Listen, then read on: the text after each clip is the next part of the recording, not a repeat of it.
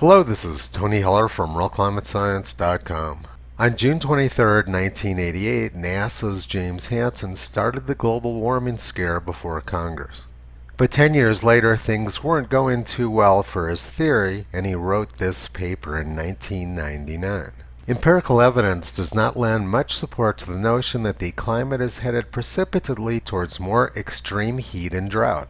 The drought of 1999 covered a smaller area than the 1988 drought when the Mississippi River almost dried up.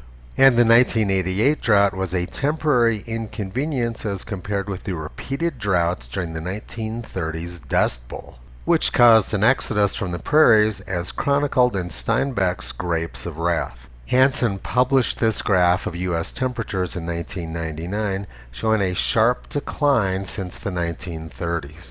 Reality didn't suit the agenda of politicians, however, so a few years later Hansen changed the data from a cooling trend into a warming trend through the end of the 20th century. Altering data to match the needs of politicians like Al Gore became the standard procedure for climate science ever since. During the 1930s, John Steinbeck chronicled the heat and drought which forced millions of people to move to California. Record high temperatures and a record lack of rain made the Great Plains and much of the Midwest unlivable. But now climate scientists are trying to completely erase the 1930s. Andrew Dessler is one of the press's favorite academics to quote about climate. He tweeted this heat wave graph from the Environmental Protection Agency showing the 1930s as having by far the worst heat waves. And he commented, "One of the things you learn as a scientist is the ability to look at a plot and think, that just doesn't look right. That's the feeling I got when I saw this plot that Lomborg is currently pushing." So he doesn't trust the EPA graph and is trying to blame it on Bjorn Lomborg. Here are some similar graphs from the official U.S. government National Climate Assessment showing the heat waves of the 1930s as being by far the worst in U.S. history. This graph shows what the daily temperature data from NOAA's United States Historical Climatology Network looks like. Afternoon temperatures in the United States were much hotter during the 1920s through the 1950s than they have been over the last 60 years. Also, the percent of hot days above 90 degrees Fahrenheit or 32 degrees Celsius was much higher prior to 60 years ago than it has been in recent years. And the area of the country which reaches 95 degrees Fahrenheit or 35 degrees Celsius has sharply declined since the peak of 1931 and is now down near record lows.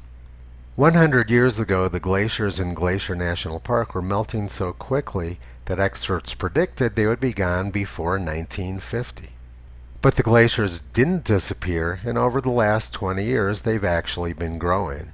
So we know that the United States was much hotter 100 years ago than it has been in recent years. About one half of U.S. states set their all-time temperature record during the 1930s, marked in green here.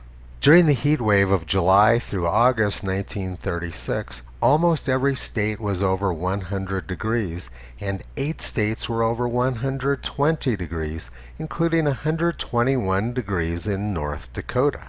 The press gets hysterical now when Arizona or California get above 120 degrees, but during the 1930s, 120-degree temperatures were common in the Great Plains and Midwest.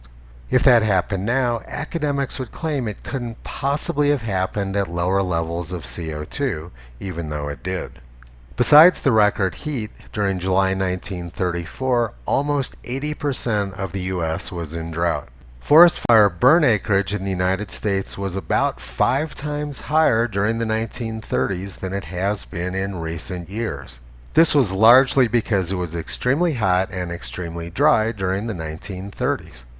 The New York Times reported this in great detail in 1938.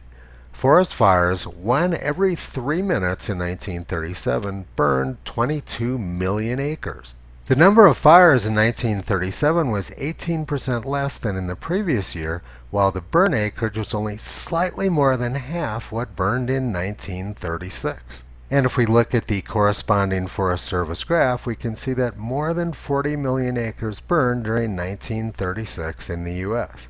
During 1934, 80% of the U.S. was in drought, and there was actually a worldwide drought that same year.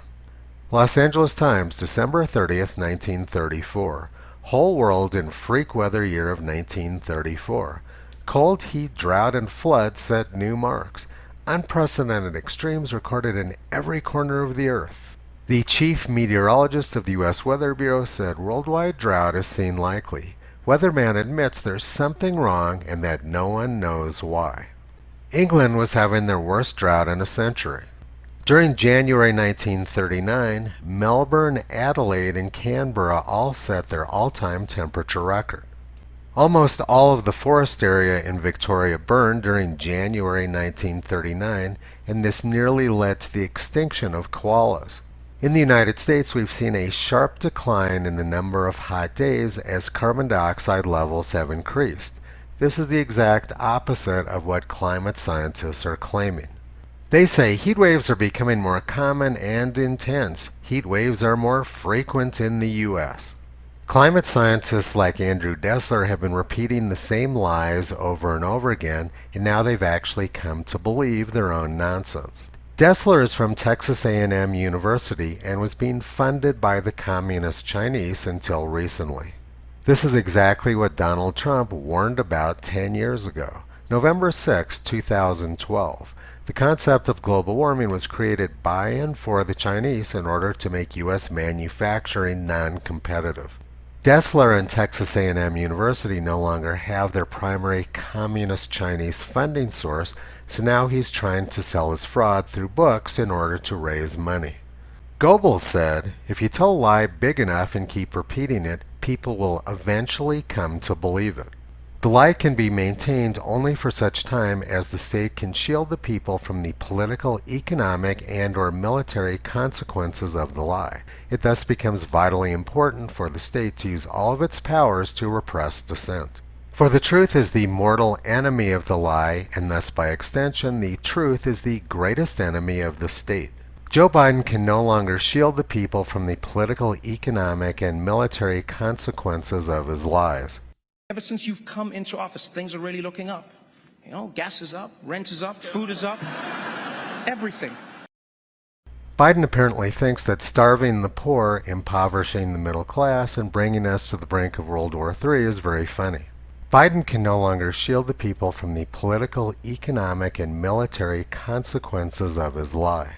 So it's now vitally important for him to use all of the state's powers to repress dissent. And that's exactly what Joe Biden is trying to do with his Ministry of Truth. Modern academics want to erase the heat and drought of the 1930s, but that won't help the millions of people who suffered through it. Toto's been pulling back the curtain on this scam for the past 14 years. You can visit him, Kyrie, Caesar, Upala, and Toki on the web at realclimatescience.com.